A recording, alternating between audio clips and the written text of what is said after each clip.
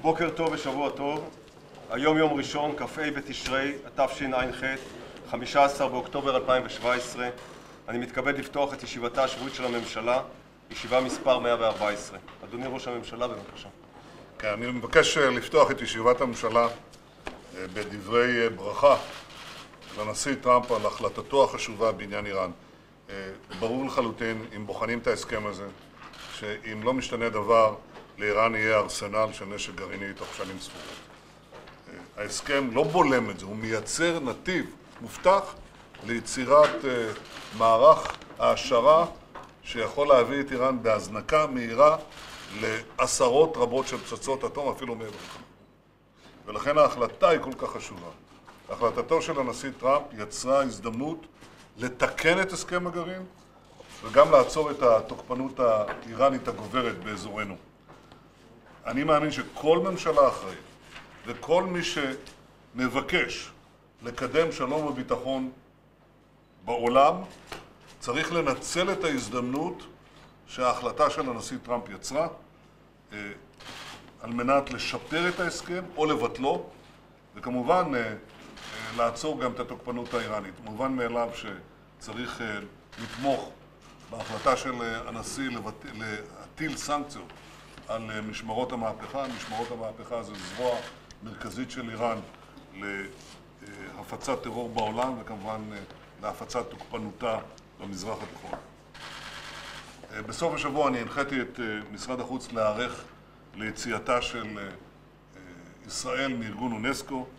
אונסקו הפך לבמה להחלטות הזויות, אנטי-ישראליות, אנטישמיות למעשה.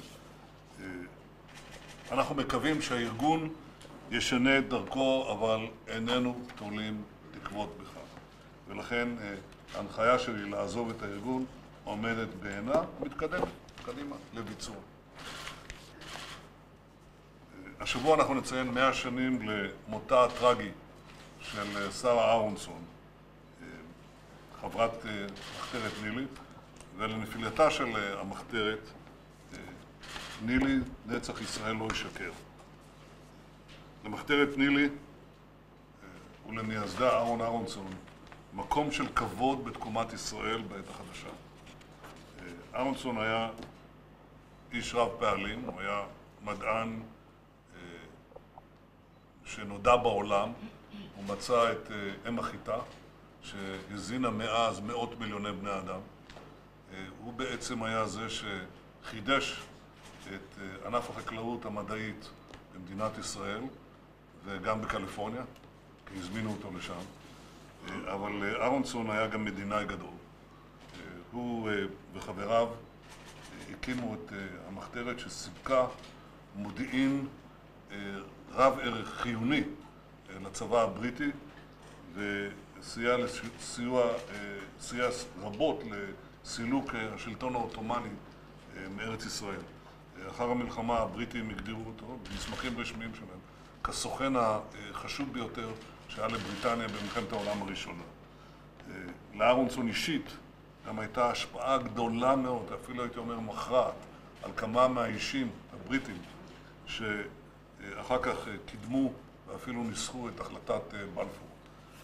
ולכן ראוי שילדי ישראל ואזרחיה ידעו יותר על פעילותו של אהרון אהרונסון, על פעילותה של משפחתו המופלאה והגיבורה, ועל פעילותם החשובה לשחרורה של ארץ ישראל.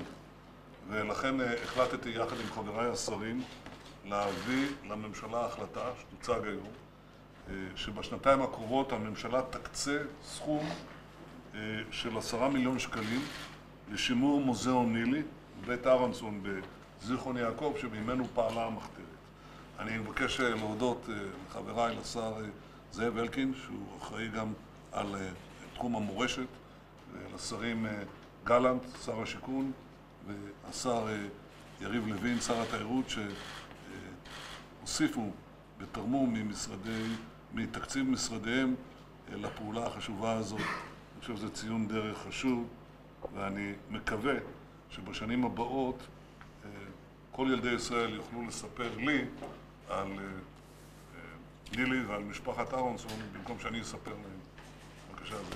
תודה רבה, אדוני ראש הממשלה, חבריי השרים. אני באמת מאוד שמח שאנחנו מצליחים כאן להפוך תמיכה יותר צנועה של המשרד שלנו לתמיכה של הממשלה כולה בפרויקט הזה. אני חושב שכל מי שביקר בבית משפחת אהרונסון, שם בזיכרון יעקב, וכל מי שביקר בחווה מבין שדרושה פה השקעה ממשלתית. פעם היה ויכוח ציבורי בארץ, האם כל סיפור של נילי צריך להנציח אותו או לא. היום אני חושב שאנחנו מאחרינו, ברור לכולם שזה פרק חשוב מאוד בתולדות המאבק הציוני על ארץ ישראל, שלא יסולא בפס, ולכן אני חושב שהגיע הזמן שהממשלה תשקיע סכום כסף רציני כדי להנגיש לדורות הבאים את שני המקומות האלה. ואני מאוד גאה שאנחנו כאן מביאים בסיוע שלך, אדוני ראש ממשלה, ושל מזכיר הממשלה, ושל עוד שני משרדי ממשלה, שני שרים שהתגייסו, יריב ויואב, מביאים החלטה מאוד חשובה שאומרת בשם ממשלת ישראל כולה, ולא רק קרן פרטית שהנציקה את זה עד היום.